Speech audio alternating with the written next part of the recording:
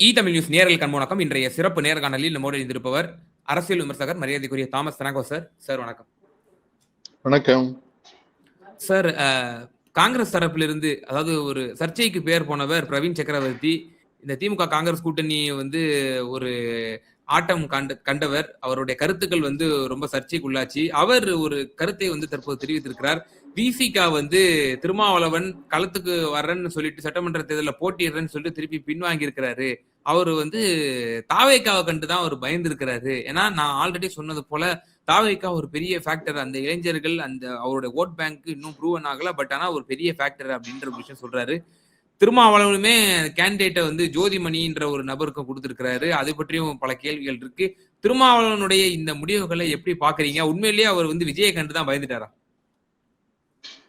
அதாவது பிரவீன் சக்கரவர்த்திக்கும் தமிழ்நாடு அரசியலுக்கும் சம்மந்தம் இல்லை. தமிழ்நாட்டுல போட்டி போடவும் இல்லை. அந்த ஆள் குழப்பம் பண்றதுக்குன்னே காங்கிரஸ்ல இருக்கிறார். என்ன பொறுத்தவரையில அவர் RSS ஒரு மோல்னு நினைக்கிறாங்க. தெரியாமலோ தெரிஞ்சோ எதுக்கோ அவருக்கு அகில இந்திய அளவுல ஏதோ ஒரு பொறுப்பை கொடுத்து வச்சிருக்கிறாங்க. இந்த பேச்சுவார்த்தை நடக்கும்போது ஏகப்பட்ட பிரச்சனைகள் நடந்தது நம்ம பேசியிருக்கிறோம். இப்போ இன்னொரு கட்சிக்காரர் அவரை பற்றி பிரவீன் சக்கரவர்த்தி பேசுறதுக்கு என்ன தேவை இருக்கு? அவங்க கட்சியை பற்றி பேசட்டும். அவங்க கட்சிக்குள்ள ஏகப்பட்ட பிரச்சனைகள் வந்துட்டு இருக்குது, அதுக்கு பதில் சொல்லட்டும். இன்னைக்கு ஒரு வீடியோ ஓடிட்டு இருக்கு. இன்னொரு பிரவீன் அவங்க கட்சியில இளவங்கோட்டில் கேண்டிடேட்டா போட்டிருக்காங்க. அவருடைய ஊழல்கள், மன்மத லீலைகள்னு ஒரு மலையாளம் வீடியோ ஓடிட்டு இருக்கு. அவரை ஏன் இங்க கேண்டிடேட்டா நடத்தீங்கன்னு சொல்லி அவங்க கட்சி ஆர்ப்பாட்டம் நடத்திட்டு இருக்குது. காங்கிரஸ் கட்சிக்காரங்களே ஆர்ப்பாட்டம் நடத்திட்டு இருக்காங்க. காஞ்சிபுரத்துல இருந்து ஒரு ஆளை கொண்டு மதுரையில நிறுத்துறாங்க. அவர் ஏற்கனவே எம்பியா இருந்து பின்னால தோத்து போனவர். அப்போ உங்களுக்கே கேண்டிடேட்டா இல்லைன்னாக்கி எதுக்கு இத்தனை சீட்டு கேட்டீங்க? மேலூர் நேற்று தான் அறிவிச்சிருக்காங்க. இன்னைக்கு லாஸ்ட் டேட் நாமினேஷன். அப்போ அவங்க கட்சிக்குள்ள இருக்கக்கூடிய பிரச்சனைகளை பேசி தீர்க்கிறதுக்கு பதிலாக இன்னொரு கட்சியினுடைய செயல்பாட்டுகள்ல, அதுவும் திருமாவை போன்ற ஒரு பெரிய தலைவரை விமர்சிக்கிறதுக்கு பிரவீன் சக்கரவர்த்திக்கு எந்த தகுதியும் கிடையாது. அவர் என்னைக்காவது எம்பியா இருந்தாரா, எம்எல்ஏ இருந்தாரா, எங்கேயாவது ஒரு போட்டி போட்டு அவருடைய திறமையை காட்டியிருக்காரா? அவருக்குன்னு ஃபாலோவர்ஸ்ன்னு சொல்லி எங்கேயாவது ஆட்கள் இருக்காங்களா? ஒன்றும் இல்லையே. போன தடையும் மயிலாடுதுறையில பாராளுமன்றத்துக்கு கேட்டு காட்டுறாரு, கொடுக்கல. இந்த தடையும் சீட்டு கொடுக்கல. அவர் இந்த விரக்தியில காங்கிரஸ் அழிக்கிறதுக்குன்னு கங்கணம் கட்டி செயல்படுற மாதிரி தெரியும். திருமாவளவனை பொறுத்தவரையில அவரு இன்றைக்கு இருக்கக்கூடிய சந்தர்ப்ப சூழ்நிலைகளின் அடிப்படையில மாறி இருக்கிறாருன்னு நினைக்கிறேன். அவர் தன்னிலை விளக்கம் கொடுத்திருக்கிறார். திராவிட முன்னேற்ற கழக கூட்டணி நல்ல வெற்றி பெற வேண்டும். இந்த காலகட்டத்துல நான் என்னால போட்டி போடல, அதுக்கு பதிலாக ஒரு இளைய தலைமுறையிலிருந்து ஒருத்தரை நடத்துறேன். அந்த இளைய தலைமுறையில அவரு காங்கிரஸ்ல இருந்ததாக யாரும் பேசல. அவங்க அப்பா காங்கிரஸ்ல இருந்ததை பற்றி தான் பேசிட்டு இருக்காங்க. இப்ப போட்டிருக்கக்கூடிய கேண்டிடேட் இருக்கார ஜோதிமணியோட அப்பா காங்கிரசினுடைய செல்வாக்கான தலைவராக இருந்தார் அப்படின்ற. இன்னைக்கு அப்பாவும் அம்மாவும் மாறி மாறி இருக்காங்க. அப்பாவும் மகனும் வேற கட்சியில இருக்காங்க. பாருங்களேன், மார்டின் குடும்பம் ஆதவ அர்ஜுனா ஒரு கட்சியில போட்டு போடுறாரு, மார்டினோட பையன் ஒரு கட்சியில போடுறான், இன்னொரு பொண்ணு, 3 பேர் 3 கட்சியில போட்டி போடுறாங்களா இல்லையா? அப்படி இருக்கும்போது இவர் தாவேக்காவை கண்டு பயந்துட்டாரு அப்படின்னு சொல்லி பேசுறதுல அர்த்தமே இல்லை. இல்ல சார், இப்ப அவரு தன்னை கேண்டிடேட்டா அறிமுகப்படுத்தும் போது இந்த அரசியலுடைய தேர்தலுக்கு பிறகு தமிழ்நாட்டு அரசியலுடைய திசையினுடைய போக்கு மாறக்கூடும்னு திருமாவளவன் தானே சொன்னாரு. அது எப்படி அவர் ரன்னிங் கமெண்டா நான் சொன்னேன் அதை நீங்க புடிச்சுக்கிட்டீங்க அப்படின்னு சொல்ல முடியும்? ஒரு தலைவருடைய ஒவ்வொரு கருத்துமே ஒரு வெயிட்டேஜான கருத்து தானே. இல்ல, ஒரு காலகட்டத்துல சொல்லக்கூடிய ஒரு கருத்து. அன்னைக்கு இருந்த நிலைமையும் இன்றைக்கு களத்துல இருந்து வரக்கூடிய நிலைமையும் வித்தியாசமா இருக்கு. அப்போ கூட்டணி முழுமையாக முடிவடையல. அப்போ ஒரு கடுமையான போட்டி இருக்கலாம் அப்படின்னு ஒரு கருத்து இருந்தது. தாவேக்காவை ரொம்ப மேல தூக்கி வச்சு புதிய தலைமுறை போன்ற டிவில நிறைய அவருக்கு ஆதரவாக செய்தியை போட்டாங்க. அதனால ஒரு பிம்பம் தெரிஞ்சது, அவரு கணிசமான ஓட்டு வாங்கிடுவாரு, அது திமுக ஓட்டை பாதிக்கும், அது அப்படி பாதிக்கும் போது பாஜக கூட்டணிக்கு கூடுதல் வெற்றி வாய்ப்பு அப்படின்லாம் பேசிட்டு இருந்தாங்க. இன்றைக்கு வரக்கூடிய எல்லா கருத்து கணிப்புகளும் பெரும்பான்மை பலத்தோடு திமுக ஜெயிக்கும் அப்படின்னு சொல்லி முன்னால ஒருவேளை என்ன யோசிச்சுக்கலாம்னு சொன்னா, ஒரு கூட்டணி ஆட்சிக்கான வாய்ப்பு இருக்கு, திமுகவுக்கு சீட்டு குறைவா கிடைச்சாச்சுன்னு சொன்னாக்கி அவங்க ஒரு கூட்டணி ஆட்சி, அவர் இதுக்கு முன்னாலே தமிழ்நாட்டுல கூட்டணி ஆட்சி வேணும்னு பேசியிருக்கிறார். அப்படி ஒரு வாய்ப்பாக வந்தாச்சுன்னாக்கி நம்ம கட்சி சார்பாக நம்ம அமைச்சராக போகலாம் அப்படின்னு நினைச்சிருப்பார். இப்ப கள நிலைமை மாறிடுச்சு. திமுகவுக்கு குறைந்தது அந்த கூட்டணிக்கு 155 சீட்டு கிடைக்கும்னு சொல்லி சி ஓட்டர்ஸ் கடைசியா கொடுத்த கணக்குல சொல்லியிருக்காங்க, பலரும் சொல்லிட்டு இருக்காங்க. இப்ப அப்படி இருக்கக்கூடிய நேரத்துல சாதாரண ஒரு எம்எல்ஏயா போய் சட்டமன்றத்துல உட்கார்ந்து இருக்கிறதுக்கு பதிலாக அவர் ஏற்கனவே பாராளுமன்ற உறுப்பினர், அங்க நல்லா பேசிட்டு இருக்கிறாரு, அங்க அகில இந்திய அரசியல்ல தலையிட முடியுது. அதனால தமிழ்நாடு அரசியலுக்கு பதிலாக 2029 கணக்குல வச்சுட்டு அகில இந்திய அரசியல்ல கூடுதல் கான்சென்ட்ரேட் பண்ணணும்னு நினைச்சு முடிவு செய்திருக்கிறாருன்னு நினைக்கிறேன். அதனால அதுக்கும் தாவேக்காவுக்கும் எந்த சம்பந்தம் கிடையாது. தாவேக்கா இன்றைக்கு அப்படிப்பட்ட ஒரு சூழ்நிலையில இல்ல.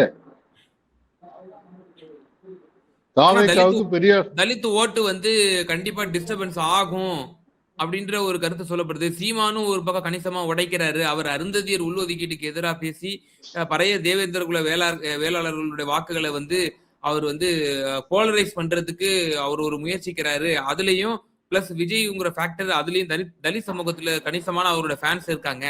இந்த ரெண்டு தலைவர்களுடைய இந்த பிரச்சாரத்தின் மூலியமாக விசிக அவனோட ஓட் பேங்க் கண்டிப்பா டிஸ்டர்பன்ஸ் ஆகுங்கிற கருத்து சொல்லப்படுது.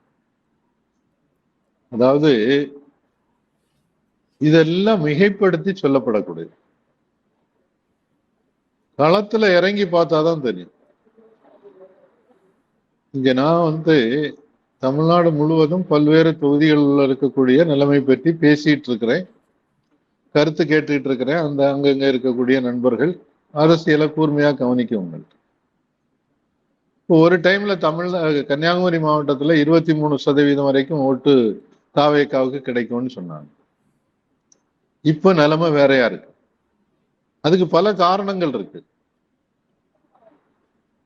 கரூர் சம்பவம் ஒண்ணு, அதுக்கு பிறகு சிபிஐக்கு போனது, சிபிஐ விசாரணைக்கு போகும்போது ஏர்போர்ட்லயே மது பாட்டில் கண்டுபிடிச்சது, அதுக்கு பிறகு அவங்களுக்குள்ள குடும்ப பிரச்சனை வந்தது, அதுக்கு பிறகு வெள்ளிவாக்கத்துல போன போது பாட்டில் எடுத்து போட்டதே தாவேக்காரன் தான் பாட்டில தூக்கி எறிஞ்சான்னு சொல்லி செய்தி வந்துருச்சு. இனி ஒரு நாமினேஷன், ஒரு கட்சியினுடைய தலைவர் அடுத்து நான் முதல்வராக போகிறேன்னு தன்னை ப்ரொஜெக்ட் பண்ணக்கூடியவருக்கு குறைந்தபட்சம் ஒரு வேட்பு மனு கரெக்டா ஃபில்அப் பண்ண தெரிய வேண்டாமா?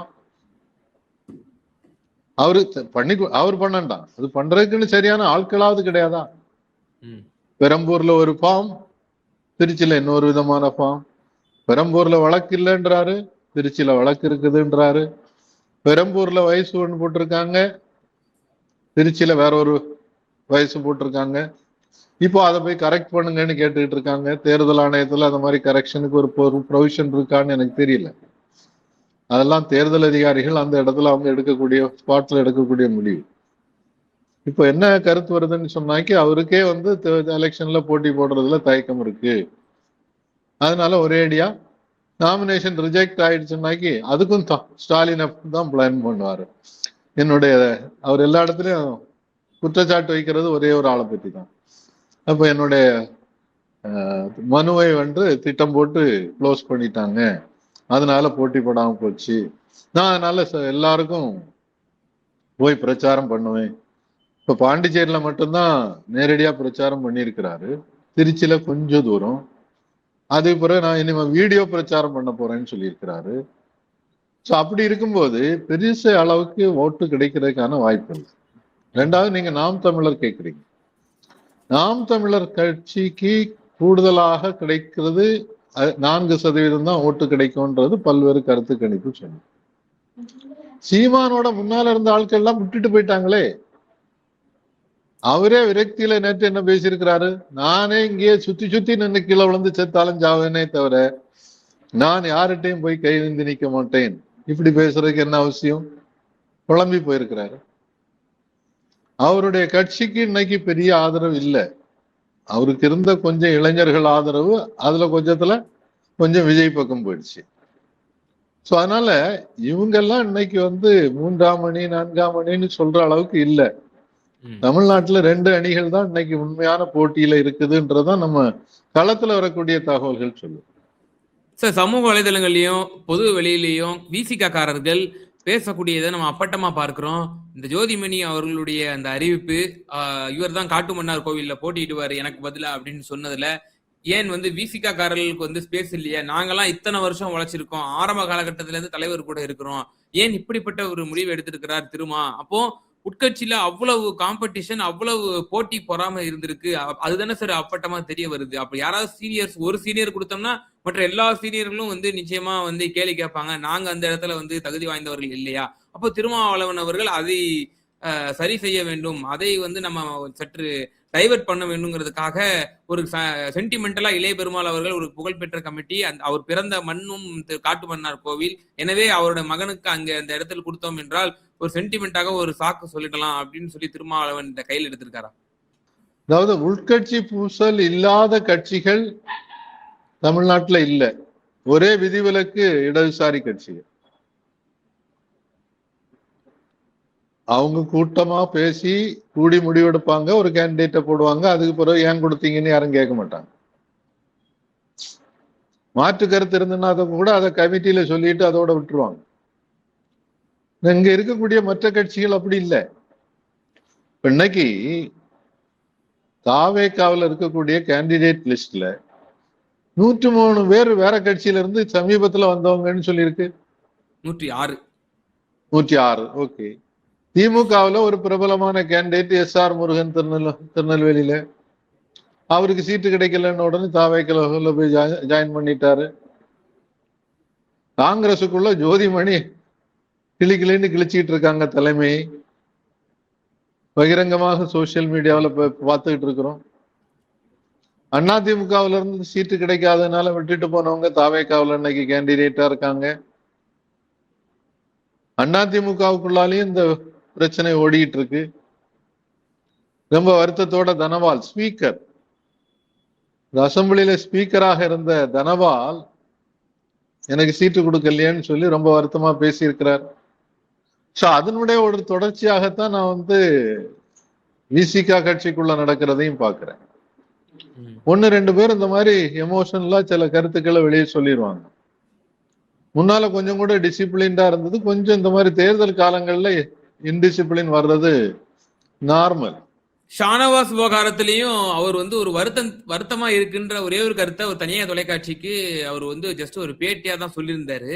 அத வார்த்தையை புடிச்சுக்கிட்டு இப்ப விசிகாவில் இருந்த மாநில பொறுப்பில் இருக்கக்கூடியவர்களே பொது வெளியில கடுமையான விமர்சனம், ஒரு 4 செவத்துக்குள்ள பேச வேண்டியதெல்லாம் போட்டு பொது வெளியில உடைச்சாங்க. நீங்க தலித் சமூகத்துக்கும் நீங்க உண்மையா இல்ல, உங்க சமூகத்துக்கும் உண்மையா இல்ல, நீங்க ஒரு சட்டமன்ற உங்களுடைய தொகுதியில நீங்க சிறப்பா பணி செஞ்சீங்க, பட் ஆனா நீங்க எங்க தலித் சமூகத்துக்கும் பொது சமூகத்துக்கும் நீங்க ஒன்னும் பெருசா செய்யல அப்படின்னு சொல்லி கடுமையான விமர்சனமும் அதிருப்தியும் நீங்க திமுக வாய்ஸா தான் இருந்தீங்கன்னு சொல்லி பொது வெளியில போட்டு உடைச்சாங்க.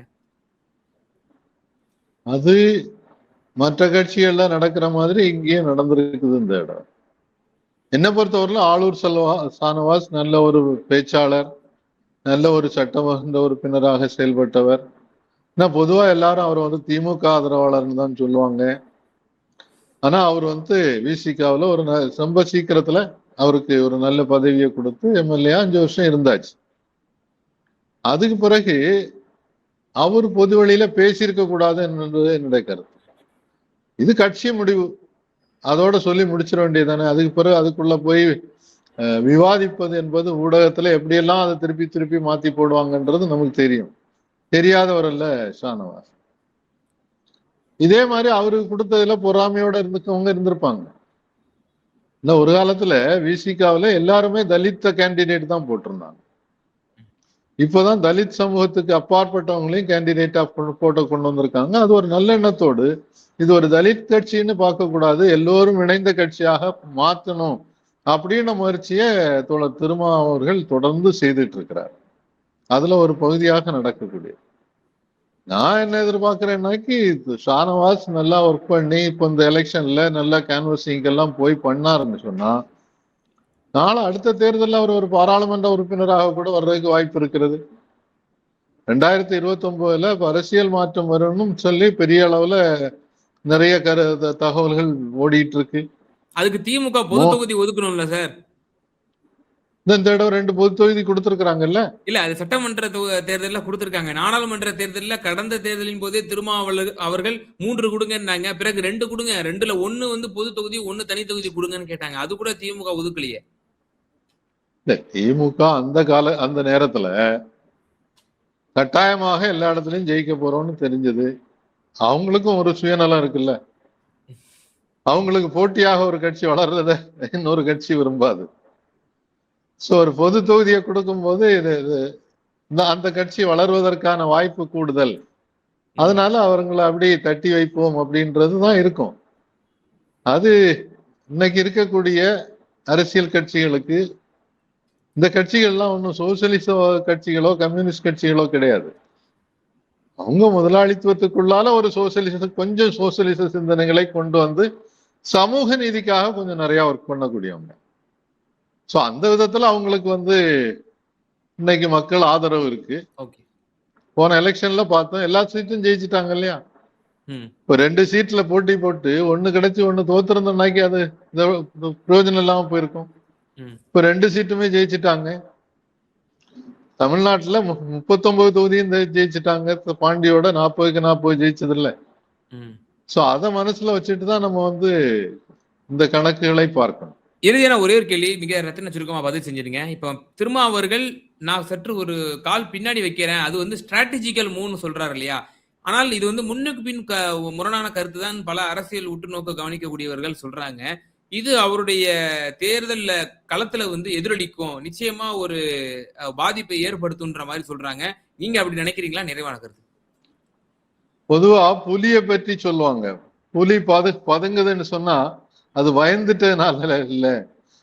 அதே மாதிரி அவங்க கட்சியே விடுதலை சிறுத்தைகள் கட்சி தானே. சிறுத்தை ஒரு முன்னோக்கி பாயறதுக்கு முன்னால கொஞ்சம் பின்னால போயிட்டு தான் திரும்பி ஜம்ப் பண்ணும். சோ அந்த விதத்துல அவர் சொல்றாரு, நான் பின்வாங்கிறது என்பது அடுத்து ஒரு பெரிய பாய்ச்சலோட வர்றதுக்காக அப்படின்னு சொல்லி. சோ அதனால அவர் கால்குலேட் பண்ணிட்டு இருக்கிறாரு. இந்த தேர்தல் முடிவுகள் சில படிப்பினைகளை கொடுக்கும்.